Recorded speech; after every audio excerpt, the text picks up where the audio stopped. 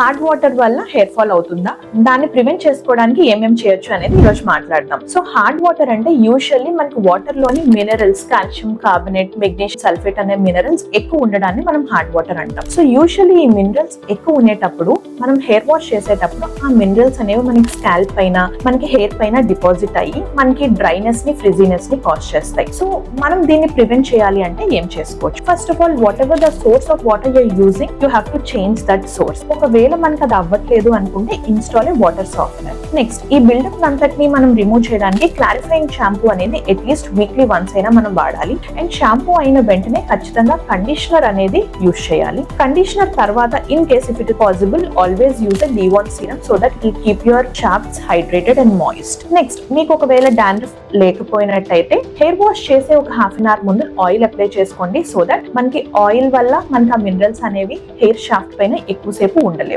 Next, ఇట్లా మీరు ఈ ప్రికాషన్స్ అన్ని ఫాలో అవుతున్నా కూడా in case if the hair fall is not getting control or hair breakage ఏమైనా ఎక్కువ అవుతుంది అంటే మాత్రం హెయిర్ సప్లిమెంట్ స్టార్ట్ చేసుకోవచ్చు. And always nutrition is very important. So take protein rich food, calcium rich food అనేవి తీసుకోండి. అండ్ ఒకవేళ ఇంకా తగ్గకపోతే consult your dermatologist. I hope this video is helpful. This is Dr. Sneha, consultant dermatologist at Dr. Sneha Skin Care.